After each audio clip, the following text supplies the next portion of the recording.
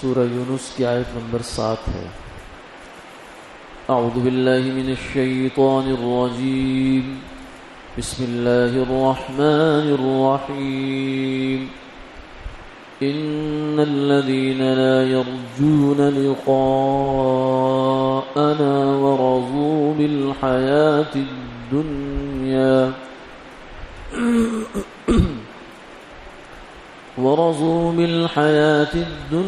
واطمأنوا بها والذین هم عن آیاتنا غافلون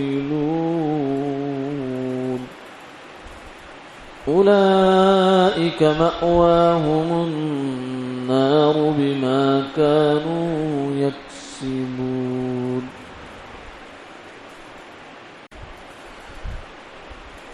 البتہ جو لوگ امید نہیں رکھتے ہمارے ملنے کی اور خوش ہوئے دنیا کی زندگی پر اور اسی پر مطمئن ہو گئے، اور جو لوگ ہماری نشانیوں سے بے خبر ہیں، ایسوں کا ٹھکانہ ہے آگ، بدلہ اس کا جو کماتے تھے۔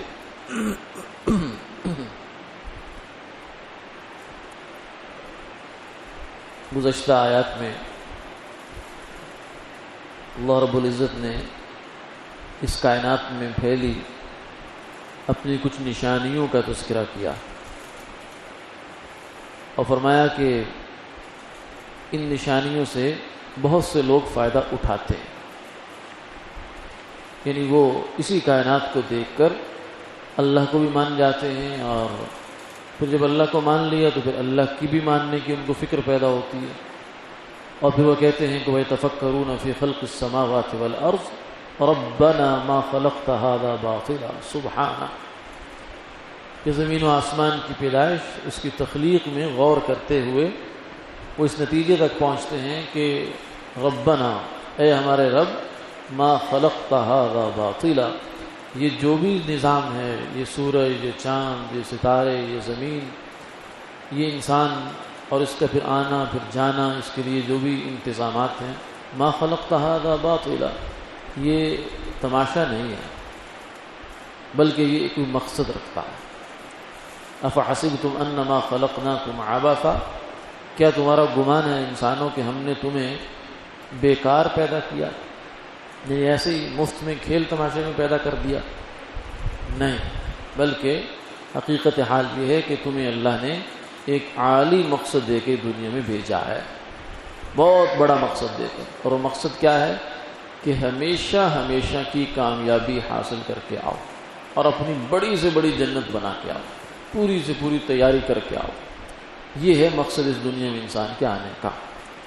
اس دنیا میں آ کر کمانا یہ کوئی مقصود نہیں ہے، یہ تو ضرورت ہے۔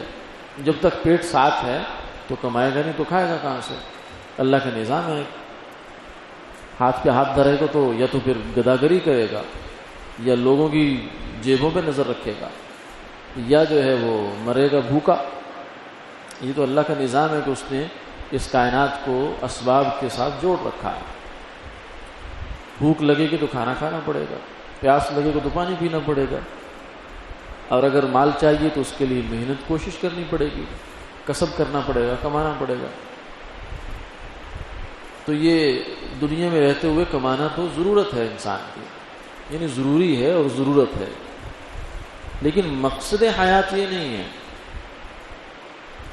زیادہ پیسے کما لیے اور پھر اپنی زندگی کو پرتعیش بنا ڈالا، لگژریز زندگی میں زیادہ زیادہ اکٹھی کر لی کہ بس نہ مجھے کبھی کوئی بیماری آئے، نہ کبھی دکھ آئے، نہ کبھی تکلیف آئے، بس یہی جمع کرنے میں انسان لگا رہتا ہے۔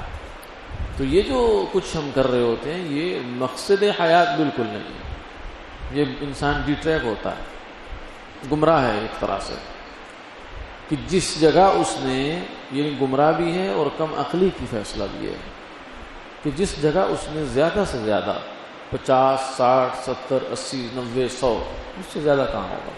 اس کے بعد زندگی اگر ہو بھی تو بوجھ ہوتا ہے، انسان اس دھرتی پہ بوجھ بن جاتا ہے، ورنہ زندگی وہی ہے جو اپنے قدم پہ اور اپنے ہاتھ کے ساتھ انسان گزار لے، زندگی وہی ہے۔ اس کے بعد تو پھر اس کے جو لواحقین ہیں وہ بھی کہتے ہیں دعا کریں اللہ عافیت کا معاملہ فرمائے. کیا مقصد کہ اب اللہ لے جائے سکون کے ساتھ آگے، اب واپسی کا تو چانس نہیں ہے کوئی. تو زندگی تو یہی ہے. تو بہرحال جتنی بھی زندگی ہے، حضور نے فرمایا اعمار امتی ما بین 60 و 70، میری امت کی عمریں 60 سے 70 کے درمیان، بس یہی ہے، ایوریج عمر یہی ہے. تو اب اس دنیا میں رہنا اتنا، اس کے لیے تگودو کتنی، اور جہاں اس نے ہمیشہ رہنا ہے اس کے لیے تگودو کتنی. یہ موٹی سی بات ہے، کوئی فلسفہ نہیں ہے، یہ کوئی بہت گہری بات نہیں ہے. یہ اپنے آپ سے انسان پوچھے، ضمیر سے پوچھے کہ جہاں میں نے ہمیشہ رہنا ہے. لوگ کہتے ہیں نا جی، علماء ترغیب دیتے ہیں جنت کی، بھئی دنیا بھی تو ہے، ربنا آتنا فی الدنیا حسنہ وفی الآخرۃ حسنہ. یہ آیت تقریباً ہر مسلمان کو یاد ہے. بھئی ٹھیک ہے دنیا ہے، لیکن سوال یہ ہے کہ جہاں جتنا رہنا ہے اتنا کام کر لو. جب اس دنیا میں رہنا تم نے تھوڑا ہے تو پھر اس کے لیے گزارے کا نظام کرو. اب اپنی زندگی میں دیکھیں، انسان 24 گھنٹے کی زندگی میں تو آخرت کے لیے کتنا وقت دے رہا ہے اور دنیا کے لیے کتنا دے رہا ہے. منع نہیں ہے، لیکن سوال یہ ہے کہ ناانصافی کیوں کر رہا ہے؟ اپنے ساتھ ظلم کر رہا ہے، اپنے ساتھ، کسی کے ساتھ نہیں. 18 گھنٹے 16 گھنٹے کس کو دے رہا ہے؟ کاروبار کو، ملازمت کو. ایک جگہ ملازمت کر کے پھر دوسری جگہ جا رہا ہے، پھر تیسری جگہ جا رہا ہے، پھر تھک ہار کے رات کو بستر پہ گر رہا ہے. عشاء کی نماز ختم، تہجد کو کیا پڑھتا، فجر کی نماز سے بھی کیا، اور دن بھر میں بھی اس کے پاس وقت نہیں ہے. تو یہ ایسی زندگی اس نے بنا ڈالی کہ جو بڑی مصیبت کی زندگی ہے. تو یہ ناانصافی بھی ہے اور اللہ کو بھول جانا بھی ہے. انسان مقصد زندگی بھول گیا،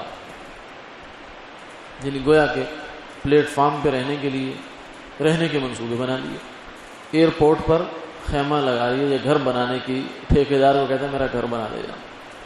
بھئی یہ تو چل چلاؤ کی جگہ ہے، پڑاؤ ہے، یہ تو بس آگے نکلو. تو یہ دنیا ہم ازل سے آ رہے ہیں.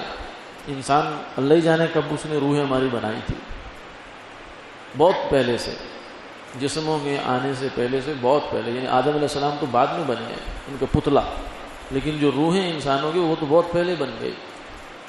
وہ اتنے 1000 سال سے پیچھے سے ہم چلے آ رہے ہیں، اور آگے 1000 کیا، کروڑ کیا، ارب کیا، خرب کیا، آگے تو ختم نہ ہونے والی زندگی ہے. وہ آگے جا کے ہوگی، قبر سے آگے شروع ہو جائے گی. تو یہ بیچ کا مرحلہ ہے 50 60 70 سال. تو اس یہ جو بیچ کا مرحلہ ہے اس ساری زندگی کو دیکھا جائے تو یہ تو مسافر کا پڑاؤ بھی نہیں بنتا. اگر انصاف کی نظر سے آدمی دیکھے، پورے بڑے کینوس پہ دیکھے اس کو، اس زندگی کو، تو کیا بنتا ہے؟ کچھ بھی نہیں بنتا. لیکن اب ایک آدمی اسی کے لیے سب کچھ کرے جا رہا ہے، تو اس سے بڑی جو ہے وہ کم عقلی کی بات کیا ہے؟ انبیاء علیہ السلام اسی چیز کی طرف متوجہ کرنے کے لیے آتے ہیں کہ ایسی بے عقلی نہ کرو. اچھا، اب اس میں مسلمان کے لیے چلو بے عقلی ہو گئی، کیوں؟ اس لیے کہ وہ مانتا ہے کہ مجھے آگے آخرت میں جانا ہے. لیکن جو آخرت کو مانتا ہی نہیں ہے تو اس سے تو بڑی حماقت کوئی نہیں. کیوں؟ اس لیے کہ کبوتر چاہے آنکھیں بند کرے، بلی تو نہیں چھوڑتی اس کو.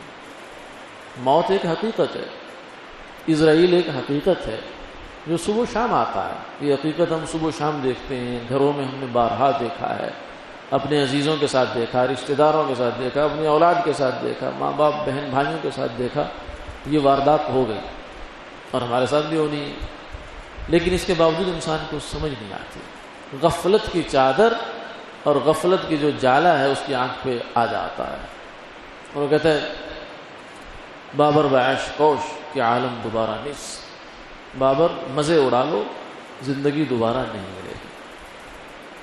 اسے پتہ نہیں ہے کہ زندگی دوبارہ ملے گی، اور ایسی ملے گی کہ پھر موت کو ترس جاؤ گے. موت نہیں آئے گی، لا یموت ولا یحیا، موت بھی ذبح ہو جائے گی. تو ایک کافر بیچارہ تو بہت ہی قابل رحم حالت میں، بہت زیادہ، جتنا اس کا افسوس کیا جائے کم ہے کافر کی حالت پر. اس لیے فرمایا ان الذین لا یرجون لقاءنا، جن لوگوں کو ہمارے سامنا کرنے کی امید نہیں ہے. مسلمان تو امید رکھتا ہے، بھول جاتا ہے، غافل ہو جاتا ہے، کمزور پڑ جاتی ہے اس کی یہ بات، دھندلا جاتا ہے اس کے ذہن میں نقشہ آخرت کا. لیکن یہ نہیں کہ مانتا نہیں، مانتا ہے. کسی سے پوچھو بھائی مرنا ہے، قبر بھی ہے، کہتا ہاں ہاں قبر بھی ہے، وہی محشر بھی ہے، بالکل ہے، خدا کے سامنے کھڑا ہونا، کہتا ہاں کھڑا ہونا، یہ تو سب چیزیں ہیں، لیکن پھر بیچارہ غفلت کا شکار ہوگا۔ اور کافر جو ہے وہ تو مانتے ہی نہیں سرے سے، لا یرجون لقاءنا، انہیں کسی طرح کوئی امید ہے ہی نہیں، یقین بھی نہیں، امید بھی نہیں۔ پھر نتیجہ کیا نکلے گا اس کا؟ جس آدمی کو آخرت کی یقین نہیں ہے، امید نہیں ہے، تو لازمی سی بات ہے کہ وہ بس اسی کو سب کچھ سمجھے گا، جیسے آج ہو رہا ہے۔ جو لوگ کفر کر رہے ہیں، خدا کے منکر ہیں، کافر ہیں، وہ اسی دنیا کو جنت بنانے میں پورا زور لگا رہے ہیں، پورا زور، کہ یہ دنیا زیادہ سے زیادہ انسان کے لیے لگژری سے بھر جائے، زندگی لمبی سے لمبی ہو جائے۔ ایسی حماقتیں ہیں کہ کئی لوگوں نے یورپ، امریکہ وغیرہ میں کچھ اداروں نے کلیم کر رکھا ہے کہ ہم ریسرچ کر رہے ہیں اور ایک وقت آئے گا کہ ہم انسان کو زندہ کر لیں گے، یعنی نئے لوگ مریں گے نہیں، یعنی ہم یہ جو حیات اور موت کا راز ہے دریافت کر لیں گے، اور جو بلکہ مر چکے ہیں ہم انہیں زندہ بھی کر لیں گے۔ تو بہت سے لوگوں نے اس لالچ میں ان کو بھاری رقوم دیے اور سرد خانے ہیں، ان کے اندر وہ لاشیں پڑی ہوئی ان کی، وہ اسی امید پر ہیں کہ پیسے دے گے ان کو کہ تاکہ تم لوگ ریسرچ کرتے رہو لیبارٹریوں میں اور فلاں جگہ پر، اور پھر جب تم لوگ اس نتیجے پہ پہنچو تو تمہارا ایگریمنٹ ہے، تم نے ہمیں زندہ کرنا ہے۔ یعنی یہ اس طرح کی بھی حماقتیں پھر انسان کرتا ہے، اس دنیا کی زندگی کے اوپر اتنا مطمئن ہو جاتا ہے کہ وہ کہتا ہے کہ بس اسی میں رہنا ہم نے، اور کہیں جانا ہی نہیں ہے۔ وَرَضُوا بِالْحَيَاةِ الدُّنْيَا، اس دنیا کی زندگی پر راضی ہو گئے، خوش ہو گئے۔ خوش بہی معنی نہیں ہے جیسے مسلمان راضی ہوتا ہے، رضا بر قضا اصل میں تو مسلمان کے لیے وہ کہتا ہے جو بھی اللہ حالت بھیجے ٹھیک ہے، ایک راضی ہونے کا مطلب یہ ہوتا ہے۔ کافر کو یہ نہیں نصیب ہوتا، کافر کو تو یہ ہوتا ہے کہ وہ کہتے ہیں بس یہی کافی ہے دنیا ہمارے لیے، ہمیں کسی آخرت کی ضرورت نہیں ہے۔ وَاطْمَأَنُّوا بِهَا، اور پھر اس پر اطمینان ہو گیا ان کو، اب بالکل کبھی کوئی آخرت کا کبھی کھٹکا بھی نہیں آتا۔